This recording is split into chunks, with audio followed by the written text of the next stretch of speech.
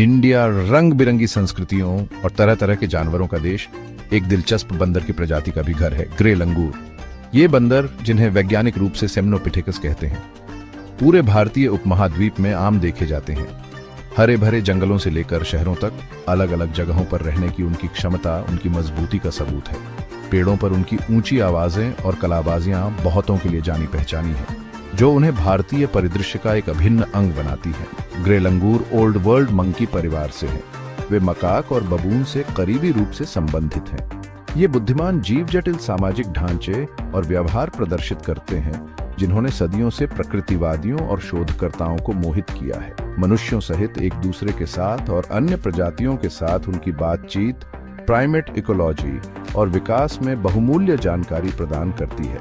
Grey लंगूर अपने खास silver grey coat और काले चेहरे के साथ देखने में मनमोहक होता है।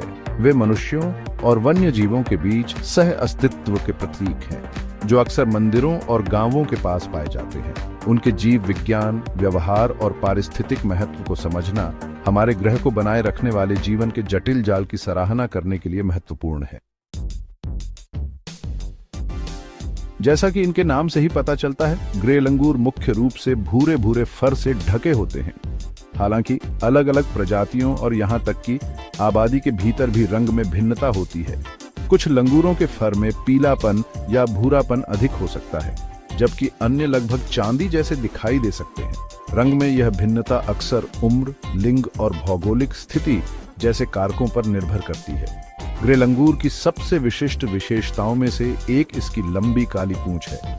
यह पूंछ, जो अक्सर शरीर से भी लंबी होती है, संतुलन और फुर्ती में महत्वपूर्ण भूमिका निभाती है। जैसे ही लंगूर एक शाखा से दूसरी शाखा पर छलांग लगाता है, उसकी पूंछ एक प्रोटिवोव्स का काम करती है, जिससे उसकी गति सुंदर और प्रिसाइज होती है। पूंछ संचार में भी सहायता करती है।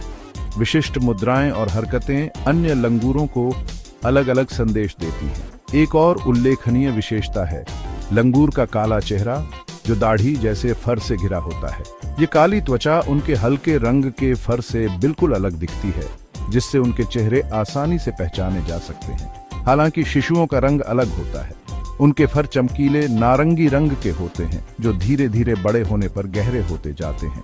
ये चमकीला नारंगी रंग समूह के अन्य सदस्यों के लिए एक संकेत के रूप में कार्य करता है, जो वयस्कों से देखभाल और सुरक्षा प्राप्त करता है। ग्रे लंगूर सेक्सुअली डिमॉर्फिक होते हैं, जिसका अर्थ है कि नर और मादा आकार और दिखने में भिन्न होते हैं। नर आमतौर पर मादाओं से बड़े और अधिक मजबूत होते हैं।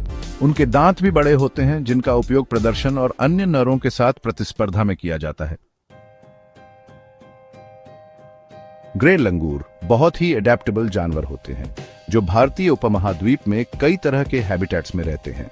ये नॉर्थ में ऊंचे हिमालय से लेकर साउथ इंडिया और श्रीलंका के ट्रॉपिकल रेन फॉरेस्ट्स तक पाए जाते हैं। ये एरिड स्क्रबलैंड्स, डिसिडुअस फॉरेस्ट्स और कल्टीवेटेड फील्ड्स में भी आसानी से रह लेते हैं।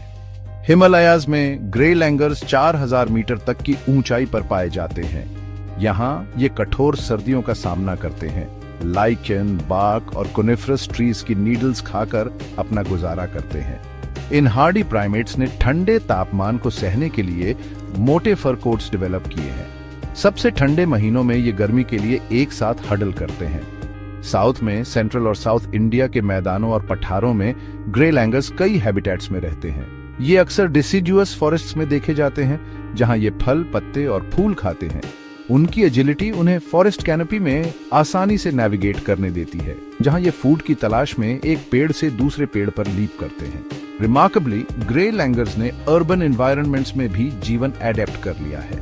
ये कई इंडियन सिटीज एंड टाउन्स में एक आम नजारा है, जहां इन्होंने ह्यूमंस के साथ कोएग्जिस्ट करना सीख लिया है। ये अक्सर टेम्पल्स, पार्क्स और रेजिडेंशियल एरियाज के आसपास इकट्ठा होते हैं, फूड के लिए स्कैवेंजिंग करते हैं और शेल्टर की तलाश करते हैं। ह्यूमंस के इतने करीब रहकर भी थ्राइव करने की उनकी क्षमता उनकी इंटेलिजेंस और अडेप्टेबिलिटी का प्रमाण है। ग्रे लैंगर्स दिनचर जानवर होते हैं, मतलब ये दिन में एक्टिव रहते हैं। इनका दिन आमतौर पर सूर्योदय से पहले शुरू होता है, जब ये झुंड अपने सोने वाले पेड़ों से खाना ढूंढने के लिए निकलते हैं। फॉरेजिंग एक सामाजिक गतिविधि होती है, जिसमें ये अलग अलग तरह की आवाजें और हाव भाव से एक दूसरे से बात करते हैं। अपने दिन का एक बड़ा हिस्सा ये खाना खाने, आराम करने और एक दूसरे को साफ करने में बिताते हैं। ग्रूमिंग ग्रुप के अंदर सोशल बॉन्ड्स बनाए रखने में बहुत महत्वपूर्ण भूमिका निभाता है। ये एक दूसरे के शरीर से गंदगी, परजीवी और झड़ते बाल साफ करते हैं। यह एक्टिविटी उनके रिश्तों को मजबूत बनाने और सामाजिक पदानुक्रम को मजबूत करने में मदद करती है। ग्रे लैंगर्स ट्रूप्स में रहते हैं, जिनका साइज कुछ व्यक्तियों से लेकर 100 से भी ज्यादा हो सकता है। इन ट्रूप्स में आमतौर पर एक डोमिनेंट मेल, कई मादाएं और उनके बच्चे होते हैं। डोमिनेंट मेल शिकारियों और प्रतिद्वंद्वी पुरुषों से समूह की रक्षा करने के लिए जिम्मेदार होता है। उसे भोजन और मेटिंग के अवसरों तक पहली पहुंच भी प्राप्त होती है। एक ट्रूप के भीतर डोमिनेंस के लिए प्रतिस्पर्धा भयंकर हो सकती है। नर पदानुक्रम में अपनी स्थिति स्थापित करने के लिए आक्रामकता का प्रदर्शन करते हैं, जैसे कि चार्ज करना, पीछा करना और आवाजें निकालना। मादाएं भी संसाधनों तक पहुंच और प्रमुख नर का ध्यान आकर्षित करने के लिए एक दूसरे से प्रतिस्पर्धा करती हैं। Section 5, varied palate, diet and feeding habits. Grey langurs ज्यादातर पेड़ पौधे खाते हैं। उनके खाने में ज्यादातर पत्ते, फल, फूल और बीज होते हैं। उनकी लंबी पूंछ और फुर्तीले शरीर उन्हें पेड़ों पर रहने के लिए बिल्कुल सही बनाते हैं, जिससे वो पेड़ों की ऊंचाई पर भी खाना पा सकते हैं। उनका खाना इस बात पर निर्भर करता है कि उनके आसपास कैसा मौसम है और क्या मिलता है। बारिश के मौसम में जब बहुत सारे फल और फूल होते हैं तो वो इन मीठे चीजों को खूब खाते हैं। जब पानी कम होता है तो वो ज्यादातर पत्ते, पेड़ों की छाल और यहाँ तक कि कीड़े मकोड़े भी खा लेते हैं। मजेदार बात यह है कि ग्रे लैंगर्स का पेट बहुत कहास होता है, जो सेलुलोज को पचा सकता है। ये सेलुलोज पेड़ पौधों की कोशिकाओं में पाया जाने वाला एक कठिन पदार्थ होता है। उनके पेट में ऐसे बैक्टीरिया होते हैं जो सेल्यूलोज को तोड़ देते हैं, जिससे खाना पचाने में आसानी होती है। इस खासियत की वजह से वो पेड़ पौधों को खाकर आसानी से जी सकते हैं। हालांकि वो ज्यादातर पेड़ पौधे खाते हैं, लेकिन ग्रे लैंगर्स कभी कभी कीड़े, अंडे और छोटे जीवों को भी खा लेते हैं। ऐसा करके वो अपने शरीर को सभी जरूरी पोषक तत्व देते हैं, खासकर प्रोटीन, जो बढ़ने और स्वस्थ रहने के लिए बहुत जरूरी होता है। छठा भाग, दोस्त और दुश्मन। दूसरे जानवरों के साथ कैसे रहते हैं। ग्रे लंगूर कई तरह के जानवरों के साथ रहते हैं, जिससे कभी दोस्ती कभी दुश्मनी होती है। चीतल यानी धब्बेदार हिरण के साथ इनका रिश्ता सबसे खास है। लंगूर और चीतल का साथ एक दूसरे के लिए फायदेमंद होता है। दोनों एक दूसरे की मदद करते हैं। लंगूर पेड़ों पर ऊंचे बैठकर चौकीदारी करते हैं। ये बाघ और तेंदुए जैसे शिकारियों को सबसे पहले देख लेते हैं। इनकी चेतावनी की आवाज सुनकर लंगूर ही नहीं, चीतल और आसपास के दूसरे जानवर भी सावधान हो जाते हैं। इसके बदले में चीतल लंगूरों को खाने का जुगाड़ देते हैं। चीतल घास चरते हैं तो कीड़े मकोड़े बाहर निकल आते हैं, जिन्हें लंगूर आसानी से पकड़ लेते हैं। यह रिश्ता दिखाता है कि जंगल में सभी जानवर एक दूसरे से जुड़े होते हैं, लेकिन हर रिश्ता दोस्ताना नहीं होता। ग्रे लंगूर अक्सर मकाक, एक और आम बंदर से लड़ते हैं। ये लड़ाई अक्सर खाने या इलाके के लिए होती है। इसमें गुस्सा दिखाना और मारपीट भी शामिल है। Section 7, city slickers. शहर के चालाक, अडेप्टिंग टू अर्बन एनवायरनमेंट्स। इन भूरे लंगूरों का अडेप्टेबिलिटी देखकर हैरानी होती है। ये शहरों में कितनी अच्छी तरह घुल मिल गए हैं। जैसे जैसे शहर बढ़ रहे हैं और उनके जंगल घरों पर कब्जा कर रहे हैं, ये चालाक जानवर सीख गए हैं कि इंसानी बस्तियों का फायदा कैसे उठाया जाए। शहरों में इनकी कामयाबी की एक बड़ी वजह है इनका फ्लेक्सिबल डाइट। ये लंगूर मौके का फायदा उठाने में माहिर होते हैं, मतलब जो मिल जाए खा लेते हैं। इन्हें इंसानों द्वारा दिया खाना खाने में कोई झिझक नहीं होती।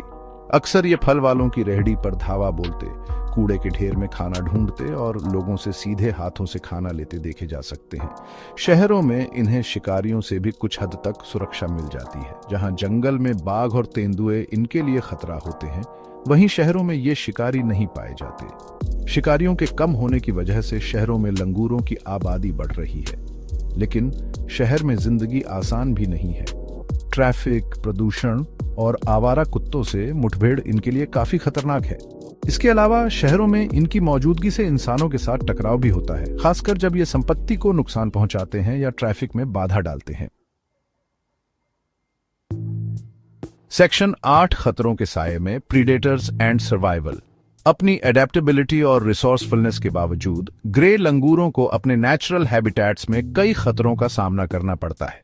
लेपर्ड्स, टाइगर्स, पाइथॉन्स और यहाँ तक कि बड़े बर्ड्स ऑफ प्री भी खासकर यंग और वल्नरेबल लंगूरों के लिए हमेशा खतरा बने रहते हैं। प्रेडेटर्स से भरी इस दुनिया में सरवाइव करने के लिए ग्रे लंगूरों ने कई एंटी प्रेडेटर स्ट्रैटेजीज डेवलप की हैं। उनकी तेज आईसाइट और बेहतरीन हियरिंग उन्हें दूर से ही खतरे का पता लगाने में मदद करती है। उनकी एजिलिटी और स्पीड उन्हें पेड़ों की सुरक्षा में जल्दी से एस्केप करने में इनेबल करती है। जब कोई प्रेडेटर दिखाई देता है तो उनके जोरदार अलार्म कॉल्स ग्रुप के दूसरे मेंबर्स के लिए अर्ली वार्निंग सिस्टम का काम करते हैं। ये कॉल्स खतरे के टाइप के हिसाब से अलग अलग होते हैं, जिससे हर लंगूर अप्रोप्रिएटली रिस्पॉन्ड कर पाता है।